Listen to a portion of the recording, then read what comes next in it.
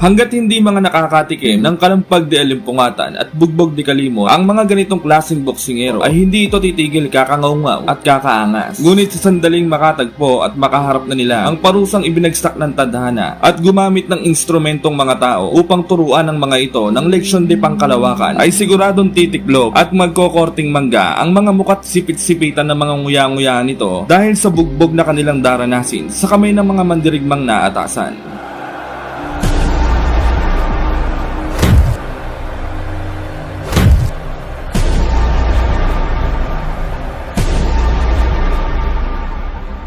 Kagaya na lamang ng Meksikanong ito mga kaibigan, na tiniguri ang The Vice Script dahil di umano ay kapag tinamaan ka daw ng mga suntok nito ay para ka na rin daw pinihit ng bad trip na mekaniko na isang buwan nang walang gawa ng walang pakundangan gamit ang Vice Script na singlaki ng nail cutter ng elepante at balyena na may halong tetano. Medyo maangas ang tarasa at hindi maganda ang buga-buga at aura ng boksingerong ito mga kaibigan dahil medyo may pagkamaangas at talaga namang primera klaseng kayabangan taglay din ito sa pangangatawan pagdating sa pakikipagbuntalan at pakikipaglaban. Sa katunayan nga po niyan mga kaibigan, may mga haka-hakang binalak daw itong ipalaglag sa 5 senior citizen na mangkukulam at 7 albularyo at talaga namang pinagtulong-tulungan ng hilahin dahil di umano ay 5 daw ang mga puyo nito sa ulo. Sinasabunutan na daw ng inam ng mangkukulam Yun nga lang, napakatatag daw talaga ng kapit sa pulbol at hindi napansing nagbara daw sa sipit-sipitan kaya ayon, ligtas ang damukos, namatay sa hapo ang mga albularyo at mangkukulam. Bata pa lamang daw ito ay talaga namang sakit na daw sa ulo ang pag-uugali nito at napakasarap daw isilid sa sakot iligaw ang buong katawan dahil di umano ay basagulero at palasagot daw ito sa mga maestro at maestra ng pabalang at excited palagi sa reses at uwian. Hinamon pa nga daw ng suntukan ng gwardya dahil ayaw siyang palabasin dahil hindi pa nga naman daw talaga uwian at flag ceremony pa nga lamang ika ng gwardya. Kaya naman dahil na rin sa katigasan ng ulot nguya-nguyaan ng batang ito ay napilitan na lamang ang mga magulang nito na ibigay ang hilig ng walang ligalig.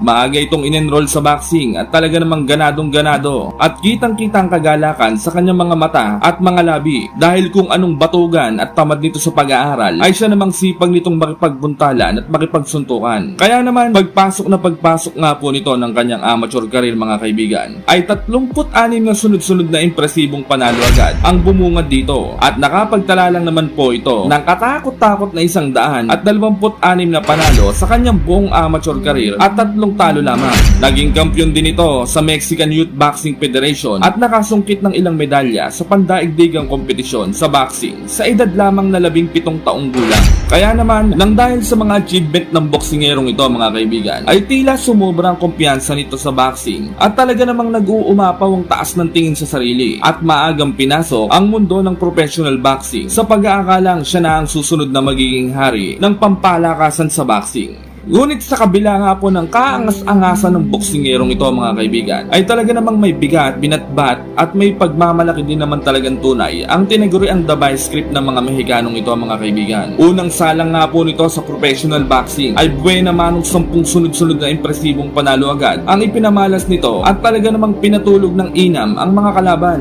Sa pagkakataon niya na ito mga kaibigan ay tila umapaw na ang bilib sa sarili at sumobra na ang kayabangan taglay nito hanggang kasingit-singitan ng kanyang pag-uugali at pangangatawan. Ika-11 ng Hulyo taong 2015, tuluyan nang itinapat si The Vice Script sa nag-iisang Triple M ng Pilipinas na si Mike Magnifico Magsayo. Si Albert Pagara ang gusto daw makaharap ng Mexicano mga kaibigan dahil di umano ay gusto daw nito ang medyo maangas at malakas na kalaban. Subalit si Magsayo lamang daw ang ibinigay sa kanya ng kanyang promoter na siya namang ikinadismaya ng maangas na boksingerong ito mga kaibigan dahil di umano ay masyadong hilaw at bagitong-bagito pa daw ang boksingerong itinapat sa kanya at mukhang may gatas pa daw sa nguso. Isang insulto daw para sa kanyang itapat sa baguhan at nagsisimulang boksingero pa lamang at wala pang napapatunayan. Dapat daw sa kanya ay isabak sa mabibigat na kalaban at talaga namang may mga pangalan. Pero wala na daw siyang magagawa kung yun ang napagdesisyonan ng kanyang mga promoter. Kaya ibubuhos na lamang daw niya ang kanyang vice grip kay Mark Magnifico Magsayo. Gagawin daw nitong pampataba sa kanyang kartada ang papasibol na boksingerong nagmula pa sa Pilipinas. At sisiguraduhin daw nitong pagsisisihan nitong itinapatang katulad niya sa isang halimon na bumagsak sa good manners and right conduct na subject. Huwag daw siyang sisisihin kung magpi-50-50 siya sa ospital pagkatapos ng kanilang laban. Siguraduhin din daw na sa mismong laban ay may nakaabang na ambulansyang may dala ng oxygen at paunang gamot kagaya ng Planax, Dolpinal, Iskelan, Salbutamol, Tetrasin, Robitussin, Buscopan, Vicks Vaporub at Lagundi Plemex. Bibigyan na lamang daw niya ng partida si Magsayo. Parehas kaliwang sapatos at gloves daw ang gagamitin nito. At plastic labo naman ang gagawing brief at medyas sa mismong laban. Sinugot naman ito ng ating pambato at sinabing hindi daw siya hilaw dahil hindi naman daw siya pagkain at lalong wala na daw siyang gatas ng uso. At yung sinasabi daw niyang magpi-50-50 siya sa ospital ay baka siya pa nga daw ang mag-60-40 sa ambulansya at ipapakain daw nito ng buong buo ang lahat-lahat ng pangtatasto at kayabangan na pinagsasambit nito sa kanya. May kartadang 17 panalo, 14 ay tinapos sa pamamagitan ng brutal na knockout at isang talo lamang ang Mexicanong mananabas na ito mga kaibigan. Samantalang ang ating pambato naman ay may 10 panalo, 8 ay tinapos sa pamamagitan ng knockout at walang bahid ng anuman talo. Ginanap ang kanilang laban sa Waterfront Hotel and Casino Barangay Lahog, Cebu City. Paglalabanan nila ang bakanting IBF Youth Featherweight title. Sa mismong laban, grabe ang daming pailaw at mga tao. Gusto kasi nilang masaksihan kung papaanong kakatayin ni Mark Magsayo ang hambog at mayabang na Mexicanong boksingerong ito mga kaibigan. Unang round, matindi ka agad ang mga palitan. Gitil na gitil ng Mexicano Palumpalo Maya mo hindi papahuli ng buhay Samantala, tinamaan ng sunod-sunod na kaliwa ni Magsayo ang Mexicano. Ngunit imbis na indahin ng Mexicano ay mas lalo pa itong nagyabang at iminumustra pang maigi ang mga pisngi na tila hinahamon pang maigi si Magsayo na sumuntok ng sumuntok.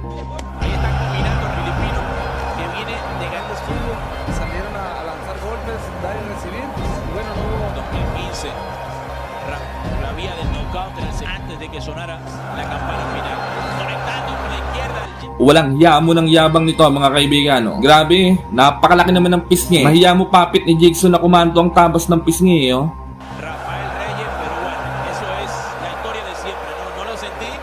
Pinapagpag pa ng inam ang mga kamay. Ano kayang ibig sabihin niya dyan? Hindi mo malaman kung gustong makita edits ni Magsayo o pinapasugid si Magsayo Parang sinasabi kasing huboy ng salawal at gustong makakita ng buhay na kobra Samantala, hindi naman nagpadala si Magsayo sa mga kabalustugan nitong Mexicanong ito mga kaibigan. At tining na tining pa rin ito sa pakikipaglaban. José Luis, lo que se ha visto hasta el momento todavía Rafael Reyes. No, y bueno, creo que esta También el magnífico Magsayo no lo consigue a su rival. No lo consigue. Buscando ahora, lanzando bombazos. como te digo, buscándolo acaba y bueno, como te voy a repetir, esta pelea no va a ser huesos viejos. Vamos. Repetición. Mejores momentos de ese primer asalto entre Magsayo, el magnífico de Filipinas, invicto, enfrentando a Rafael Reyes, y ahí estaba el jab que le hablaba José Luis Castillo de izquierda de Magsayo. José Luis. Sí, no, buen golpe, pero Round 2, kitang-kita ang kalamangan ng ating pambato sa Meksikano mga kaibigan. Para kasing korting gasol ang pangangatawan nito lalo na kapag nakatalikod.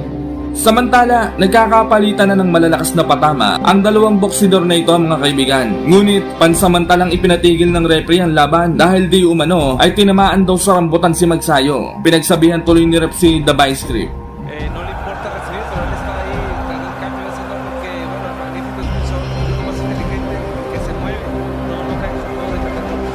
Buena también la combinación de parte de Rafael Reyes, que le dicen que son peligrosos, se le enfrentaba a todo José Luis. Sí, no, y ha sentido el magnífico por eso no se mata de frente a alto respeto. Más adelante, Iniesta, Sa pagpapatuloy ng laban ay niratrat na ng niratrat ni Magsayo ang Mexicano gamit ang kaliwang kamay. Pero tinawantawanan lamang siya ng Mexicano na talaga namang parang nakakaloko. Ang sarap bakyay ng nguya-nguyan at bisligan ng lalaugan Samantala, bago matapos ang round ay nag-ali shuffle pa talaga ang Mexicano na talaga namang parang may tililing. Nalaglag tuloy ang suot niyang pacifier. Se iba y muy rápido, pero lo aguantó y ahí está el Reyes buscando el cambio de golpe, ¿no? Va para el frente como buen mexicano. rapidito. falta. Yo también lo conozco como rapeando Rafael Reyes, tratando de consigue al magnífico Masayo. Jamás de nuevo ahora, pero también recibe de conecta con las dos manos. Una maquinita de lanzar golpes, una maquinita este invicto filipino. Vaya Rafael Reyes, el llave izquierda, y ahí está la campana. Se acaba el segundo. Round 3, dito na pababagsakin ni Magsayo ang mayabang na Mexicano mga kaibigan. Bigla kasi itong tumigil Nagre-reklamo, biniyagan daw siya ni Magsayo. Hindi tumingin nasabi tuloy siya ni Magsayo nang wala sa oras. Invicto, Taquitos, Negro, Suchores, Vivo-Verí. Se van a dar con todo, se le ve. Ahora con la izquierda la combinación. Sa pagkakataon niya pong ito mga kaibigan, ay hindi ikinatuwa ng mga Meksikano ang pangyayaring ito dahil di umano ay bias daw ang ating kababayan na referee at madugas daw maglaro si Mark Magnifico Magsayo dahil hindi naman daw nakatingin ng kanilang pambato tapos babanatan. Ang masasabi ko lang dyan mga kaibigan ay kaya nga umpisa pa lamang ng laban, sinasabi na ng referee na protect yourself at all day, diba? Pero tingnan niya natin mga kaibigan kung talagang biniyagan ni Magsayo ang Mexicano.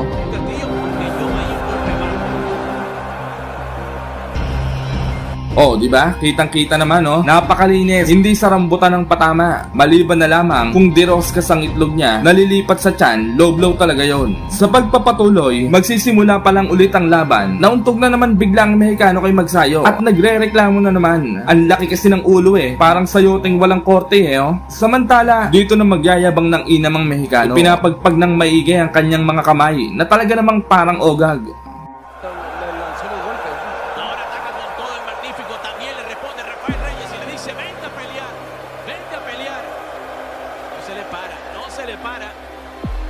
No se detiene el magnífico lado derecha que falla.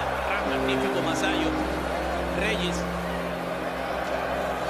a pesar de la diferencia en cuanto a lo técnico, de lo que es la limitación que tiene en cuanto al boxeo, comparándolo, Está mucho, en cambio el magnífico debería ser la va a ser la clave, yo pienso que va a ser la clave. Ay, qué magnífico. esperando. Lo contragolpeó muy bien, entró la derecha. Cabezazo, se queja. Rapidito Rafael Reyes, Magnífico Masayo. Buscando ahora los ganchos.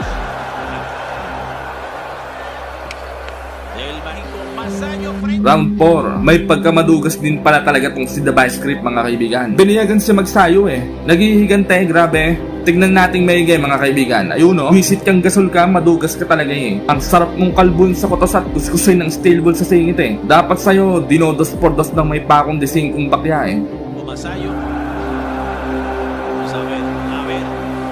Ese sí fue bajo. Ese sí lo dio, no como el otro que Distancia, ¿no? sí, ahora dando resultados boxeando para el frente, buscando la pelea. Ahora que se la guarda. De nuevo con la izquierda Rafael Reyes. Estaba el magnífico Masayo. Otra vez 1-2. Como si nada Rafael Reyes. Conectando de nuevo el hombre de Filipinas. Hasta el momento la pelea del lado del filipino. No se ve. Sí, una pelea a comparación del magnífico que tuvo golpes también pasa a la cabeza, para ir enfermando a atacar la cabeza, cuál sentido la palabra. Bien volado de parte del magnífico. Tratando de hacerla imposible ante este invicto filipino. Vamos a hacer una pausa y ya venimos con muchísimo más entre el magnífico Masayo y Rafael Guerrerito Reyes. Para el Guerrerito Reyes, hasta el momento lo que se esperaba de este invicto filipino, gran técnica y pegada también. Sí, se ha movido muy bien. Reyes está haciendo Round 5, dito na ipapakita ni Magsayo kung gaano katapang at kamakapangyarihan ang isang dugong maharlikang Pinoy. At dito na rin niya ipapalamon kay The Vice Script ang lahat ng kayabangan niyang ipinamalas. Mark, el magnífico Masayo y Rafael Guerrerito Reyes. Hasta el momento, el magnífico Masayo. pero yo pienso que el pundonor, las ganas le ha puesto el Reyes. La fuerza de Reyes de lanzar muchos golpes y sin fuerza. Ahí está. Mandan a lanzar golpes al cuerpo a Rafael Reyes, pero le mucho la guardia también, José Luis. Ahí está, descuida la guardia y lo atrapa. Debe de bajar los golpes al cuerpo para hacer un poquito más de daño a Reyes. Pero como te digo, le falta experiencia, que tiene 2 años peleando, ya lleva 20 peleas bastante. 16 y 4 el récord. Sí, y ya tiene 5 años de selección profesional. Atacando con todo el hombre de Filipinas. Y tiene quijada, pero está tambaleando. Se tambalea. Rafael Reyes ataca con todo el magnífico. Pueden detener el pleito, pueden detener, ataca con todo. La derecha le ha entrado. ¿Cuántas veces ha querido ahora con la izquierda?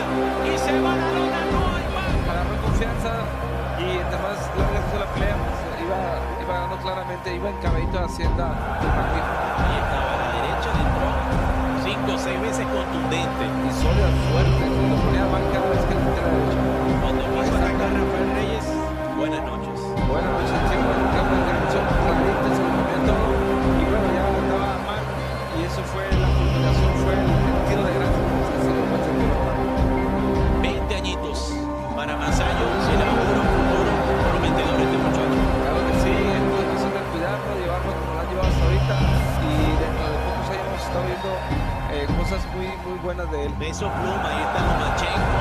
Isa pa nga po, sa talaga namang nagpataas ng kilay at nagpakunot ng mga noo ng mga Pinoy boxing fans na nagmula pa sa kalupalupalupan ng bansang Estados Unidos ay ang tinaguriang the corned beef ng mga Mexicano na may technique na corned beef punch power combination dahil di umano ay singlakas daw ng bad trip na baka ang suwag ng mga kamao nito na kapag tinamaan ka ay para ka na rin hinampas ng isang 70-wheeler truck ng mga nagde-deliver ng delata ng corned beef 19. Tulad din ng naunang tampalasan ay may pagkabalasubas at primera klaseng mga kabastusan din ng nguya-nguya ng boksingerong ito mga kaibigan. Mantakin nyo ba naman, sinabi nitong tune-up fighter lamang daw para sa kanya ang boksingerong gaya ni Mark Magnifico Magsayo. Kahit na ito ay isang undefeated pa noon at nasa pangangalaga na ng isang sikat na legendary coach sa boxing na si Uncle Freddy Roach. Hindi naging maganda ang pakitungo ng boksingerong ito sa ating bidang kababayan mga kaibigan dahil sumobra at talaga namang nag-umapaw ang kabala-balasubasan ng kaangas-angasan nito sa pangangatawan. Minahina at talaga namang binaypas nito ang kakayahan ng tinaguriang Magnifico ng Pilipinas. Sinabi pa nga nito na easy fight lamang daw ang tingin niya kay Magsayo dahil iisang pattern lamang daw ng pakikipaglaban ang ginagawa nito na kumbaga sa electric pan kaluwat kanan lamang daw ang takbo ng mga footwork nito. Umaasa lamang din daw ito sa mga power punch na talaga namang parang happy-go-lucky manunugal na basta na lamang daw makabato ng mga suntok at atake. Tawagin na din daw ni Magsayo ang lahat-lahat ng anita-anito nito dahil sisiguraduhin daw niyang maghahalo ang pigsa sa mga kulane at uuwi siyang luhaan ng kanyang lupang sinilangan. Ipaparanas daw niya ang gulpe ding nguyang-nguyaan at mga bugbog de alimpungatan na may 120 banggaan sa pamamagitan ng brutal at walang karespe-respetong pamamaraan. Sisiguraduhin daw niyang hindi makakalimutan ni Magsayo ang tamis at pait ng lasa ng kanyang mga kamao. Pagagapangin niya daw ito hanggang magmakaawa sa kanya na ipatigil na ang laban. Sinagot naman ito ng ating pambato at sinabing huwag daw puro dakdak at gawin na lamang nito ang kanyang mga sinasabi. Puro daw chismis at kamaritisan ang pinapairal nito. Hindi naman daw bungangaan ng laban kundi suntukan. Kaya itikom na lamang daw nito ang bunganga nito at mag-ensayo ng inam nang sa laban ay hindi mga mote. Ika-10 ng Abril taong 2021, tuluyan ang naikasa ang laban ng Mark Magnifico Magsayo kontra kay Pablo Cruz na tirador ng dinaing na oso. Ginanap ang kanilang laban sa baluarte ng Amerikano sa Mohegan Sun Casino, United States of America. May kartadang 21 panalo, 14 ay tinapos sa pamamagitan ng brutal na knockout at walang bahid ng anumang talo ang ating bidang pambato mga kaibigan. Samantalang si San Pablo Cruz naman ay may 21 panalo, 16 ay tinapos sa pamamagitan ng knockout at 2 talo lamang. Unang round, gitil na gitil agad si Magsayo Parang gusto na agad basagin ang gilagid ni Pablo Cruz Samantalang ang Amerikano naman ay tamang abang-abang lang na mahiya mo bantay sa lakay na pusang may polio.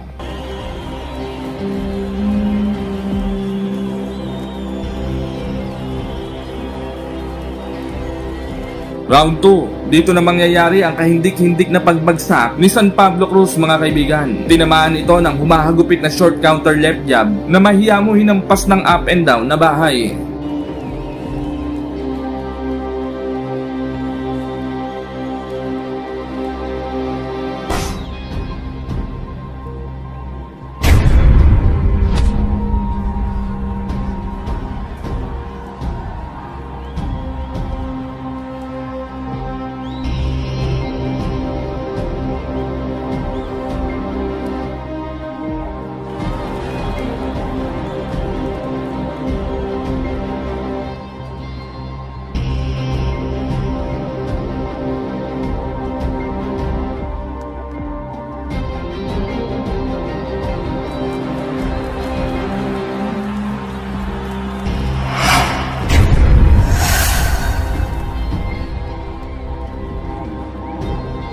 Round 3, muli na naman bumagsak si Pablo Cruz mga kaibigan. Matapos itong tamaan ng lumalagablab na left hook na sa sobrang lakas ay nagmisto lang plywood na bumagsak si Pablo Cruz.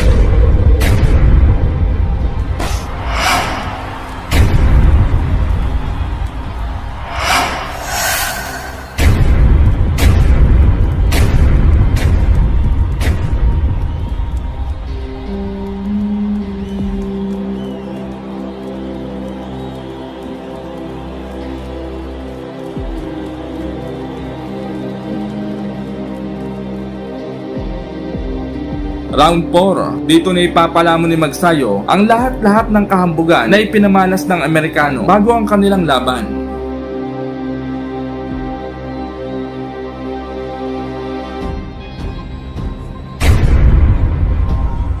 Finish him!